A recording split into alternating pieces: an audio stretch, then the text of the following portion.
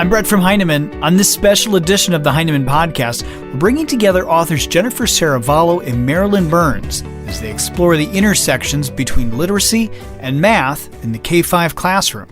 Marilyn Burns is one of today's most highly respected math educators. She is the creator and founder of Math Solutions and has dedicated her career to the improvement of math instruction across grades K through 8.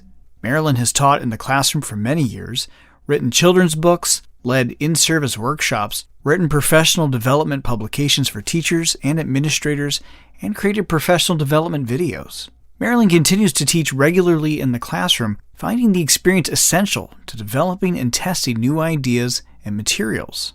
Marilyn, with her co-author Lynne Zolli, has been developing a new digital interview tool with Heinemann called Listening to Learn. It releases this spring. Listening to Learn helps teachers and math coaches engage students in mathematical conversations without paper and pencil, understand how students reason, and make informed instructional decisions. Marilyn says Listening to Learn is the most exciting project she's worked on in her entire professional career. Jennifer Serravallo is the author of the New York Times bestseller, The Reading Strategies book, as well as the Writing Strategies book, Understanding Text and Readers, and A Teacher's Guide to Reading Conferences. Her newest book, publishing later this spring, is Teaching Writing in Small Groups. Here now is our conversation with Jennifer Serravallo and Marilyn Burns. In preparation to have this conversation with Jen, and Jen, it's really a pleasure to finally, quote, see you, at least online.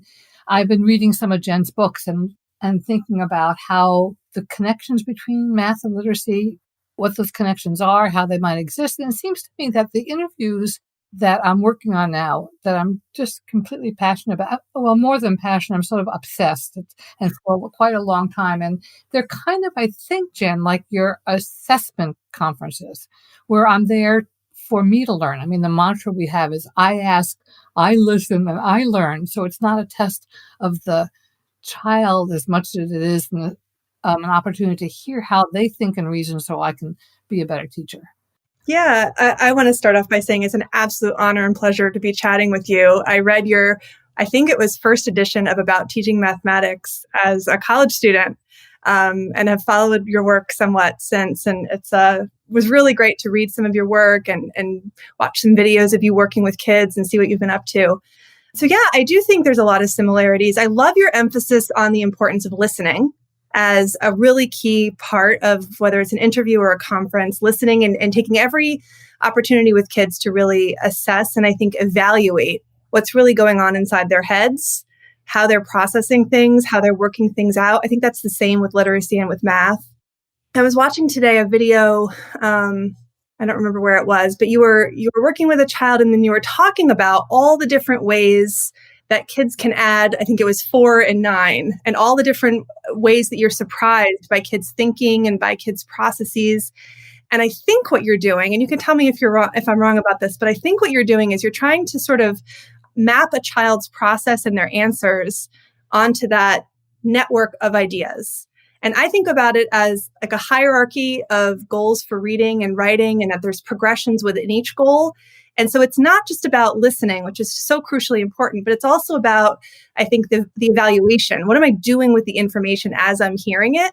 And what's the work in the teacher's mind that helps me place where a child is, what they're doing, and then what's the next step for them? So that we're always working from a place of growth versus looking for deficits, looking for what they can't do.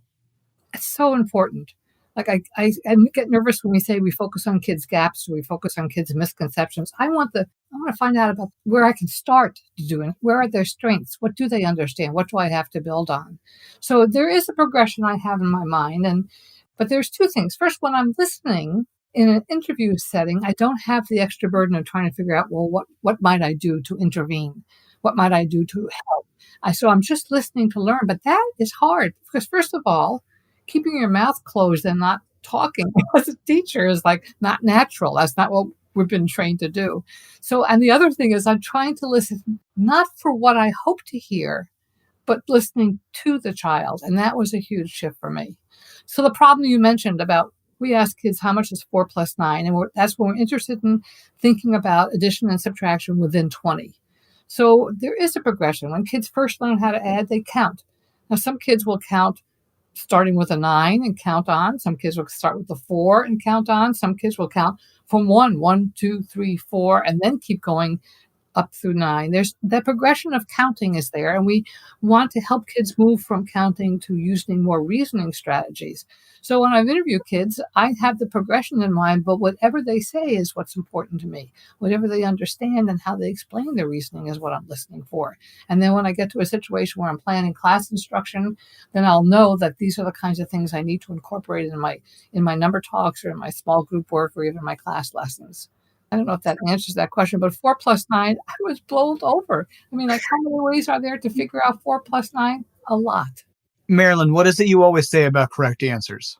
I don't know if this is what you're thinking about, but correct answers can mask confusion, just like incorrect answers can hide understanding. The answer is just the starting place. It's really how you got to the answer and how you reason that is just as important. So people say, well, the right answer really isn't important. No, it's very important, but what's important is how the student reasons to get to whatever answer they come up with. Because sometimes wrong answers are the right answer to a different question. And my job is to think out what was the kid thinking about? When I think about literacy, of course, when we're talking about reading accurately, there's a right word and a wrong word each time you read it. There's a right way to spell that and a wrong way to spell that. But beyond that is the craft of writing and how I organize my sentences, what I'm choosing to focus my piece on. There's not a right and a wrong there. How I understand things from a story, from a nonfiction book. Maybe there's a wrong sometimes if it's really not based in text, but there's a lot of possible right answers. And so I think in similar ways in math, it seems like there's a lot of right processes. There's a lot of right ways to think about a problem.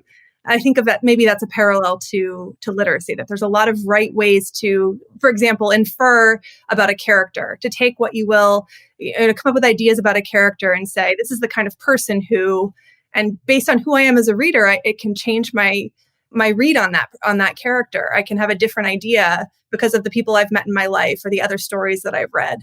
And in math, one of the videos you sent me, I was so amazed by this. Was she a 5th grader maybe that you were working with, trying to figure out how many notebooks she could buy? I was amazed by not only what she was saying, but also what she wasn't saying. Like when she was hesitating, I could almost see in her head, she's saying, that can't be right, that can't be right, that can't be right. Did you take the same thing away from that video? Yes. In fact, I'm about to write a blog about that, because then she came back later in the day with her whiteboard in hand to show me how she figured it out. This is interesting when you say that that kids can put together sentences in any way and it's up to them. They have that agency, and we support that, and we applaud that. We encourage that in literacy. But in math, I worry that too often the kids are taught a paper and pencil method, and that we don't expect them to be creative. We expect them to apply this procedure to get this answer. And there is an important role of procedures and algorithms in math, but somehow that becomes the goal, and that's what concerns me. That's why I say the answer is only the starting place. Paper and pencil is a tool that you'll use, but I want the thinking to be there the same way you want the thinking to be reflected in a child's writing. The emphasis on mental math in your interviews is really interesting to me. Can you talk about that? If we think about all the ways we do arithmetic in our heads as in our lives, counting the change, figuring out what time to leave, figuring out the tip. We did so much in our heads that it's a life skill. But in school, it doesn't get the emphasis. And I think partly we have nothing to send home as evidence of what the child's doing. So I think that the movement to having number talks is really a big push towards getting kids to think, reason, and explain without paper and pencil. So I see paper and pencil ideally as a way for students to keep track of their thinking rather than to reproduce a procedure. But to me, mental math is what it's all about. It's all about reasoning in your head and explaining, communicating, reacting. So I think all the same skills that you're doing in literacy are there. It's just that the content area is very different. Well, the ability to visualize is something else that comes in literacy as sort of I think of it as something that's so key to my own literacy. So when I'm reading a story, I feel like I'm right there in that world. I'm seeing the characters' facial expressions. When I'm writing, I'm either imagining the audience I'm speaking to, like literally when I write, I think of who I'm talking, I write it like I'm speaking to people and I imagine my audience there. Or when I'm writing a story, I can imagine the characters coming to life and I write down what's happening in my head. And so I wondered about this emphasis on mental math, and in particular with that fifth grader whose video I saw. What was she seeing in her head? Was it dollars and money? Was it change and money? Was she moving that around? Was she seeing the actual numbers stacked and she was adding and carrying or regrouping right? I don't know. What does that make you think about? Well, it's interesting because we find that some kids do visualize the actual paper and pencil problem and visualize doing it. That's what this girl on that videotape was doing. She was actually trying to add $1.39, and she was seeing 9 and 9. She was carrying in that situation. So when we interview kids, we always have a way for teachers to capture how the student is thinking. And one option for certain problems is use the standard algorithm. And now this is all mental math. And that means that they visualize the paper and pencil algorithm and apply the procedure. But it's so interesting. I read your writing. I feel like you're talking to me. So if you're visualizing me as the audience, I think that's kind of the way I write. And we do in our math classes, we do a lot of writing. And sometimes you're writing for your classmates as the audience, but sometimes I want the kids to write to me because if I can't interview them all the time, then tell me what you're thinking and describe your thinking. And that's one of the math standards: create viable arguments, critique the reasoning of others. And so I think there are so many overlaps that way, even in how we think about writing and bring that into the math class. But the visualization is so important. There's no such thing as 3. It exists in your head. A kid has to have a picture of something. I had a hard time in calculus and I have a degree in math.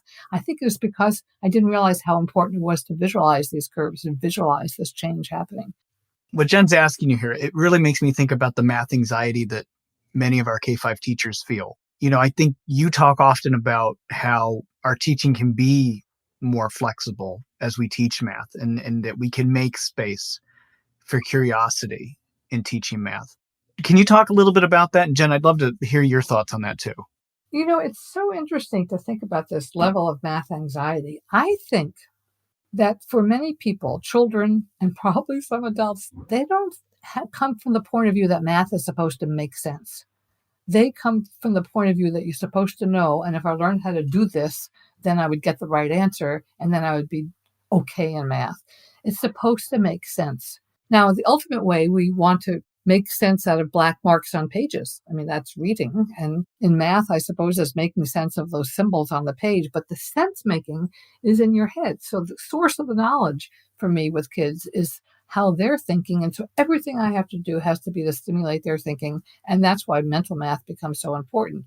I think that people who have fear of math, and I know so many teachers I've worked with can tell me the time I got sent to the board, the time they felt humiliated, the time they were worried. It's like, yours is not to question why, just invert and multiply.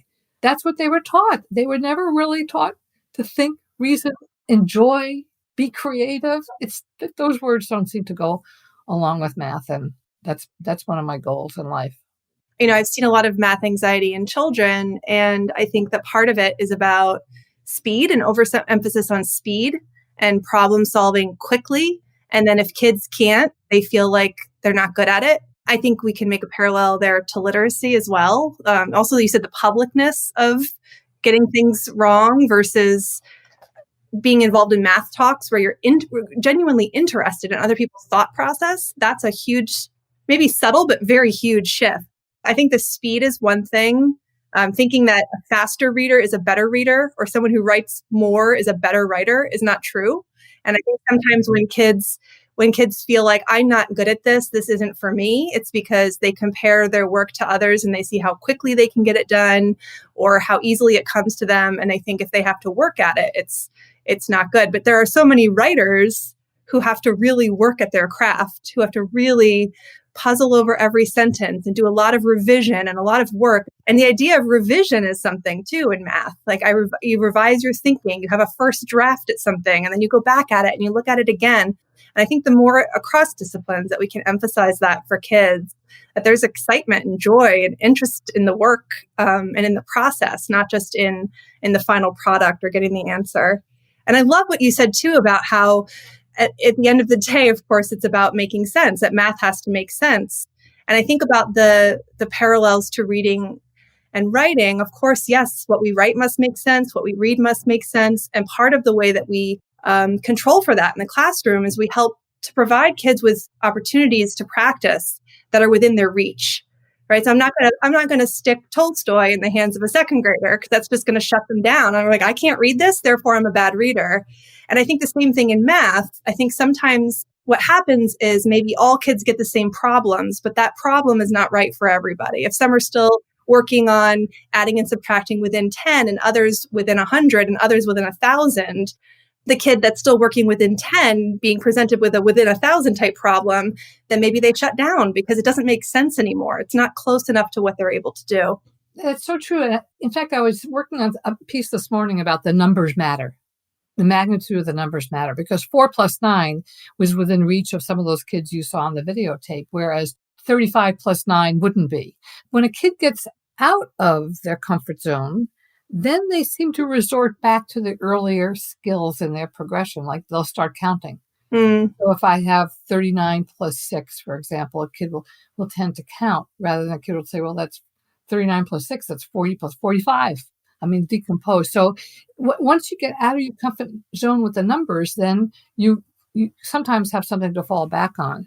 And as soon as you get through learning how to add and subtract, then along comes multiplication, which is a whole different animal. And then come fractions, then come decimals, then come irrational numbers. It goes on and on and on. So in some ways, the reading and the math analogy is different. And I can see why teachers or adults would feel fear of math, because there's some point at which they fell off that ladder and they never got back on.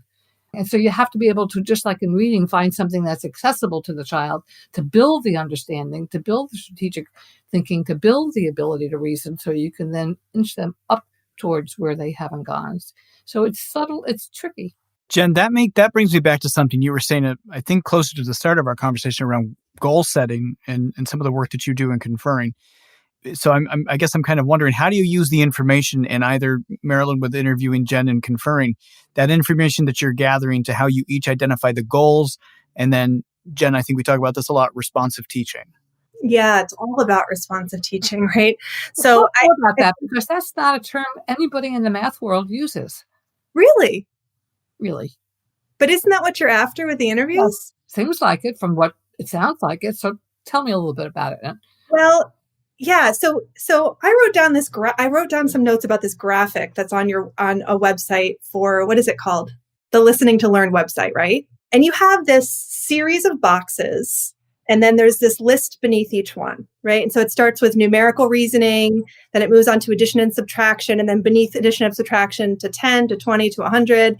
Then I'm just saying this for listeners who may not have seen it. Then it moves on to multiplication and division, and then beneath it, foundations and extensions.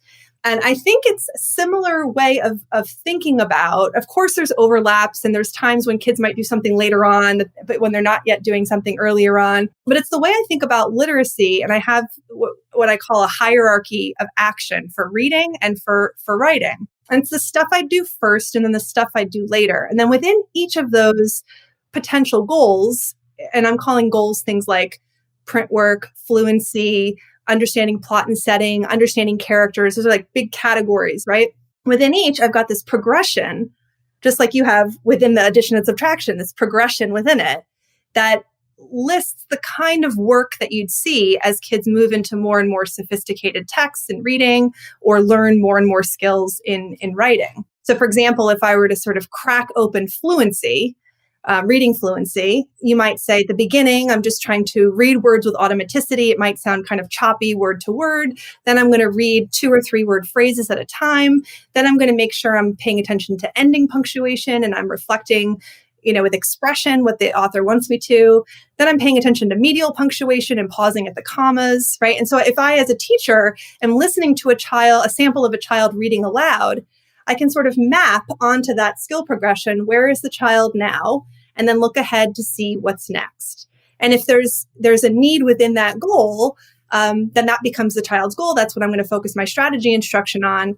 But I'm still seeing where are they strong within that goal, and then what's next. So it's both looking for an area of opportunity for me to support the students' thinking or their skill work, but it's also looking at their strengths and then trying to move them ahead to what's next. And is it true that the only way you would know that would be sitting with a child and hearing him or her read?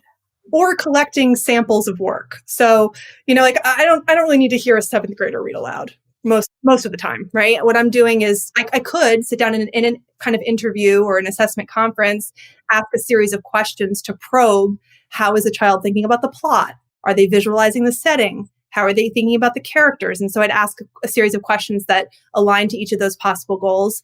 Or I could ask a child to hand in some writing that they've done about their reading, or I could look through their notebook to see what kind of writing that they've done. And I'm looking at their writing, probably in the same way in math, you could look at their written work. Well, no, that's the whole thing. If the written work is just this worksheet of problems to solve, you don't know anything. You only know that the child did or did not apply the procedure and did or did not get the right answer. And you don't have any idea about how they were thinking and how they were reasoning. So it seems to me that in the reading community, especially with young children, you listen to them read. And that's the only way you know you are going to pause at a comma and take a breath at a period. But so interviewing, it seems to me, has become an integral part of teaching reading to young children. Why not in math? We never thought, give them paper, pencil, let them, quote, work the problem. And working the problem is very different from a kind of work you're expecting from a child who's doing a piece of writing that's integral to who they are and what they want to communicate. But we do have writing and math, but that's not really the norm. The norm is get the right answer and get it fast. So if you notice through these interviews that you have a wide range of different needs in your classroom, which I assume you would, right? You notice like, oh, these 3 over here really need help with this. These 3 really need help with this. A question I get all the time is, how do I reconcile the differing needs in my classroom with what the curriculum tells me I'm supposed to be teaching in October? And how do I balance the curriculum and the scope and sequence with what I know the kids need and really supporting them responsively? What's your answer to that in math? All right. The snarky answer is you're teaching children, you're not teaching math. Maybe I've said something similar in literacy. But that doesn't help. But the thing is, here's what I want in my classroom. I want kids to be excited about all their learning. I want them to be excited about math. I want to have a community of learners that treats each other with respect and kindness and curiosity. And then I want there to be problems that we're going to solve together. And we're all different. So we're going to have different ideas and we're going to value these ideas. So if I'm going to talk about back to the old 4 + 9, if I'm working with first graders and I put this problem on the board and I say, I wonder how many ways could we think of figuring out the answer to 4 + 9? First of all, let's get the answer out of the way. I'm going to, in your whisper voice, when I say 3, tell me what you think the answer is. I'll give you a minute to think. And then I whisper 1, 2, 3. So finally we say 13. That's the answer. So we're getting that out of the way. Now, how could we explain to somebody? How could we justify that answer? How could you prove that answer to somebody who agreed with you or didn't agree with you? So that's the nature of the work. That's why I love number talks where we have the entire community. That's where we do lessons where they're problem solving and you come to it and you work cooperatively. And then in the independent work, whether you be working individually or with partners, then that's where I can tailor it more. But I don't want to give up the sense of community. I don't want buzzards and bluebirds. I'm thinking about how the act of doing these kinds of interviews changes the teaching that happens in the classroom and changes the learning that happens in the classroom. Yes, it's assessment, but if you assess kids by asking them to do a sheet of problems and then correcting them as right or wrong, it changes what you value, what you emphasize, how you spend your time during math class, how you talk to kids about what math is and how mathematicians think and how they work. And I think about I'm thinking about that from a literacy perspective. When we have a state or a district that is very bound by these standardized tests where it's about choosing the right of the multiple choice questions, it changes the way that you teach comprehension because you're teaching kids to get a answer. But there's really many, like I said before, there's many possible ways to understand anything, a character, a plot, a setting, a theme in a story. I think it's so exciting to think about how it changes the inquiry mindset that a teacher needs to adopt to do an assessment conference, to do an interview in math, that kind of thinking and the kind of genuine curiosity of how a child's brain works, what implications that has on how a teacher budgets their time during the classroom, during the math classroom, during the reading classroom, and what the instruction changes, how the instruction changes because of what you've now learned. Jen, you mentioned fluency, and it reminded me that we have a lot of overlapping terms in math teaching and literature teaching. We've got fluency, prompting, searching for information. Jen, and I guess Marilyn, however you want to approach this, how do you see these terms sort of overlapping in math and literacy and the connections that they build for teaching both? Like you talked about responsive teaching. What do we, can you talk about comprehension? That's not a word we use in the math, but we use understanding. So comprehension equals understanding. I can write a little equation about that. But responsive teaching, I get it. You're supposed to respond to who the child is. The child is the starting place, not chapter 3. So in that way, I don't know if we have I think the language is important because if we want to help literacy teachers build on their own strengths to feel more comfortable with math and vice versa, then we have to find the common ground of language, I think. That's right. Yeah. I think just like we're saying, the advice we're giving about teaching children is to see what they can do, see where their strengths are, see where their understandings are, and help them grow from there. Same thing with teachers with any areas that feel less comfortable. So I think the terminology, sure, that's one way, the common language. And I think about sort of the moves you can make as a teacher, like the kinds of structures you use in the classroom, whether it's small group strategy lessons, you can do that in math, or an assessment conference, it's like an interview. You can do both in math and literacy. So finding commonalities with structure and then finding commonalities with content, right? That's harder. That is where the rubber hits the road when I'm struggling with this. Like in writing, the kids are doing their own work. Like even if they're all writing a how-to or they're writing a memo, whatever genre they're writing in, it's their work. And what's the work in math? To learn the algorithm, to learn the long division had a birth. It can have a death. You heard it here. Without long division, what is there? How do you divide your numbers? Calculators. So really, why would you do if you want to be efficient and accurate? The last thing you want to do is paper and pencil. Yeah, that's a mind shift. When I grew up, we had to learn how to take square roots by an algorithm. You had to put numbers in twos, and it was sort of like related to division, but it was very complicated. I loved it, but nobody figures out square root of a number by paper and pencil. In fact, I was talking to a math colleague who's a real math person. He said, I can't remember how you do that because you just punch it in your calculator. So, but you have to know what to do with the number. Once you get the number, first of all, does it make sense? And second of all, what problem are you solving with it? And what are you going to do with the information? That to me is math. I had a kid interview, we have it on tape, and asked her a question and she said, can I use my fingers? I'm thinking you have to ask permission to use your fingers. They're your fingers. They're doing it under the table or they're using their tongue on their teeth counting. I mean, why are we taking these things away from our kids? Or you shouldn't be counting on your fingers. Yes, you should. They're your fingers. Maybe we can think of some ways that besides that, that's it. What you're doing is fine. Let's change the game. Let's think about what other ways could we think about this. And I wonder sometimes if it's a matter of spending more time with concrete manipulatives, fingers, counters, something. If it's a visualization thing, or just spending more time with the numbers, playing games, rolling dice, subtracting, adding, subtracting, adding. It's what they value as being important to know. And the important thing for me to know is what do you do when faced with a problem you've never seen before? So I got really good at long division. I got good at taking square roots, but the question was, that's what math is all about. Thinking about problems you haven't seen before and wondering. So what do you notice? What do you wonder? Let's get to work. Mm-hmm. It changes what math is. It's not about just doing a sheet of problems. It's a totally different way of approaching math, which I think maybe contributes to some teachers' discomfort. Now, here's another literacy parallel. I find that teachers in general, there are more teachers comfortable with teaching reading than there are teachers teaching writing. Some teachers feel very uncertain, especially when we're talking about, creative writing, like story writing or poetry. They're like, I never had to do this myself as a child. I never really learned. I don't do it for fun. I don't do it because I need to. It's something I just don't do. And here I am trying to teach 4 weeks worth of lessons to kids on how to write a good free verse poem. And so it feels uncomfortable. It's so different than how they were taught.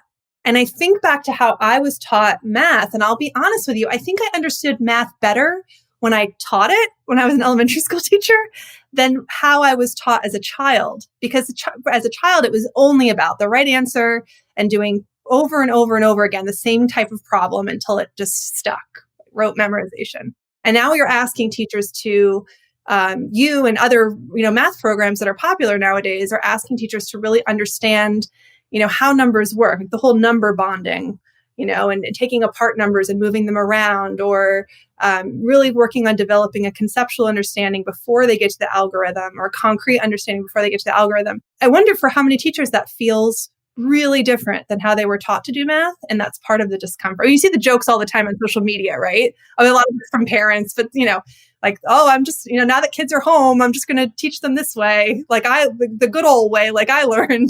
And just the unfamiliarity with this way of teaching makes it challenging. But what you said about when you learned to teach, you then understood it. That's because you had to take it apart and put it back together in some ways so that you could explain it to the kids. You do all the work. I walk into classrooms and I see teachers doing all the work. And I want the kids to be doing the work. So I think that this was a painful lesson for me. I prepare my lessons, I get it clear, and then I'd give my explanation. I was trying to make it plain to the kids. I was doing not only the preparation of thinking it through, I was doing all the talking. So if I want to shift my teaching of math, then I have to shift it so that they're doing the thinking, they're doing the talking, and I'm doing. So instead of I do, we do, you do, I want to reverse it. You do. Then we'll talk about we do, and then I'll tell you what I think and see if I can help you move a little bit farther. And that's completely a shift that's turning it upside down, I think. I visited Japan as a pretty young teacher. I got a Fulbright scholarship to go to Japan and study the schools there. And I will never forget I think it was a middle school classroom, a math classroom, just as you described. The teacher put a problem on the board, one problem. All of the kids moved their desks into groups. They talked, and almost the entire class worked. The teacher circulated. The last 5-10 minutes of class, they turned their desks back to explain their thinking, how they got their problem, the different ways they went about it. And the lesson was at the end. I mean, we do this sometimes in literacy. Like we'll put up a text, a poem, let's say, and say, well, what is the author doing? What do you notice? What are you wondering about? Why do you think the author made these choices? Katie Woodray's book, Wondrous Words, was really foundational in making this a regular practice in classrooms. And at the end of it all, you're like, oh, well, that's called show, not tell. And here's how you do it. Here's a strategy for trying it in your own writing. And the idea of flipping that, of starting with the students, starting from what the students can do, starting from their thinking, and then having the explicitness of the teaching or the strategy or the lesson come at the very end of the class. It's hard because as a teacher, when the kids are working, your job is to figure out how they're thinking. So you select the students who are going to present. That means you really have to understand, first of all, this thing about the progression. Second of all, what are your kids doing? And third of all, who am I going to do this? Paying attention to the fact that I can't always call on the same kid and in what order. It's problem-solving teaching that's of the highest order and very, very important. So I think that you're lucky to have had that experience. It makes me think about that question you always get, Jen, about the teacher that may not know the plot of a particular book that the student wants to read. It makes me think of that because you always have a great answer for that question. I read that. So I want to hear it from the voice, but I've been reading your books, and I say, what do you do if you don't know this book? And that happens a lot. If you are running your classroom in such a way that kids have choice of what text they read, and especially once you get to end of second grade up through middle school, they might be reading these really thick books that you don't know. How do you evaluate their thinking? How do you evaluate their comprehension? And I think the first piece of advice I have for teachers is to let go of the idea that there's only one it to get, right? That getting it could be a lot of different possible there's a lot of right answers. There's a lot of right ways to think about it. And instead, what I look for, when I advise teachers to look for, is the quality of the response. So if I ask you, tell me about your character, and you say, she's really kind. Well, except when she's with her sister, then she seems really bossy. Then what I'm thinking right there is the child's understanding that characters can be complex, that they're not just one way. And then I can say, well, how will I help this child deepen their thinking about character? And maybe it's to say that, well, I'm noticing that the child's talking mainly about one of the characters, and I can help him extend his thinking to other characters, and how the interactions between the characters gives us new insight. Or maybe it's to say, well, you seem to have a really good grasp of character, so I'm ready to teach you something, or I think you're ready to learn some things about how the characters and their journey helps you think about big ideas in a story. So it's, again, placing it along this progression of skills, this idea of listening for a quality of response and trying to nudge them along to think more deeply within that same goal, along that same progression, or moving to a new skill progression. That's one difference in math. You know what the right answer is. But that's where I'm trying to break that mindset. The right answer is only the starting place, because right answers can, as I said before, mask confusion, whereas wrong answers can also hide understanding. So what's interesting to me is how do you think about it? Why do you come to that answer? That's the shift that's enormous. So if the grain size of your math teaching is the answers are correct answers are what I value and what's important, then I'm trying to make that grain to a lump of rice, whereas it's more complex than that. I was really interested. I was interviewing this girl, Tova, and the problem I gave her to solve in her head was 36 plus 9. And she thought and she thought and she thought. And then she said, I'm going to change the problem from 36 plus 9 to 39 plus 6. And now I can do it because 39 and 1 is 40 and 5 is 45. And I'm sitting there thinking, she switched these two digits. You allowed to do that? And I'm thinking, well, when can you do that? Could I do it if it was subtraction? Can you do it in multiplication? I mean, it opened up my whole math mind in a way, but it was her way of thinking about that, where she got the answer 45, and that was only a starting point to think about, how does this work? She's adding the ones. Does it matter if we have this one on the top and the bottom? Can you just change the quantities? Well, if it was a contextual problem, you probably might not make sense to change 36 plus 9 to 39 plus 6. But it was fascinating. So I'm always amazed about answers are only the starting place. It's how they get to answers that really give me windows into their mathematical minds and hints about how to help them grow. You find that there's a lot of kids that just aren't that able to discuss their process. Yeah, like last year, I just did it all. I got it all right. So, that was third grade. That's what you do in third grade. In fourth grade, this is what we do in fourth grade math. We talk. I mean, that's the way I've always handled that. And you will have to do it in a safe way. So you'll have a partner and you can practice, and one will sit and the other will listen, and I'll bing and I'll switch roles. Teach them to talk to each other. Teach them to talk to their class. Teach them to listen and ask questions respectfully. I have kids saying, I would like to respectfully disagree. We'd all learn that phrase so that you can participate in a discussion and we can be open to listening to each other. So it's just a question of shifting the culture. So math becomes everything. Probably your literacy teachers are more comfortable doing this with reading and writing. Why not take those skills they have and move it into the math world? Oh yeah, those same sentence starters or discussion prompts. I'd like to respectfully disagree. I see what you're saying, but another way to look at that is, I would like to add another point to the conversation. Like the same kinds of things that we use in discussing a picture book that we've read together can be used, it sounds like, to talk about math. And sometimes I have kids talk in pairs, and then I say, okay, now I want everyone to think about how you're going to tell the class what your partner said. So I've tried every way to get kids to really process information, verbalize it, communicate, and then later it would be to go back and write what you think about this. When I was reading one of your books and you had all these mentor people and there was a whole spread on Marie Clay, and I said, was she talking about literacy or was she talking about math? I wouldn't have known if I hadn't known it was your book, not my book.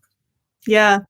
I just think there's so many parallels, or could be parallels, in a classroom to the moves that we make, like putting kids in a circle and having a whole class conversation, working with partners or working in a club, and then coming together and sharing what you've thought about, or spending some time independently and a teacher circulating around the room and doing one-on-one conferences with kids. The moves probably feel comfortable to teachers who are more comfortable with literacy than math. It's the content. Exactly. And I think developing interest and curiosity and appreciation recognizing the relevance of what you're learning. Same with literacy, right? We want kids to, not every child is going to go on to become a professional writer, but we want them to be comfortable enough to write a really well-crafted letter to their school board, or, to keep a journal because it helps them, emotionally to do that, or whatever it is, to have that be a part of their life or have that be available to them. And same thing with math, right? I use math every day. I really do. Like we were getting some work done in the house that required a contractor coming in, and he had to make a bid. And I'm thinking, wow, this guy is doing so much math to estimate what his costs are, estimate what his time is, come up with a number that's fair. He doesn't want he doesn't want to be greedy. He's not going to get the job. He doesn't want to feel used. He's going to feel awful. That's a lot of math. I had a friend who was an interior designer, said, I'm not really good at math. That's why I went into interior design. And her eyes are darting around the room, and she's saying, well, you have 1 by 12 there, and you have to have so many yards for that. And I'm thinking, like, what are you telling me here? And I met another woman who was a ballet dancer, and she really wanted to be a choreographer, and said it's because she's so bad in math that she couldn't. But she's counting, she's keeping time, she has the rhythm of music and the movement. And sure, music is all math. I mean, the cross between math and music is very strong. So there's math, it's everywhere. So how do we get this terrible I hate math? I mean, the first book I ever wrote was called the I Hate Mathematics book. And that I come into the class, I wrote it in 1975, and I said, how long ago is this? And that's good because they can do that in their heads, because from 1975 to 2000, and then they only have to go, that's a long time ago that I wrote that book. It's really, I think it's quite amazing. But I think the reason why it's still in print and successful is because children don't buy children's books. Adults buy them. They look at this book and they say, yeah, that was me. I'm getting this for my kid. So it's pervasive. The I hate math syndrome is pervasive. Do you think that the standards, or, I mean, you don't have to speak specific to today's standards, but any standards, do you think they push too much too soon? And that's part of what's challenging? Like if we slowed down and focused more on depth. If you saw your job as uncovering the standards rather than covering the standards, you'd be on your way to thinking about how to teach in your language what would be responsibly. If I'm covering the standards, I'm doing what you and I did as teachers. We were explaining it. We figured it out. We're going to explain it. If I'm uncovering, I'm giving you a way to engage with it, from which I can help you see the structure, see the big ideas.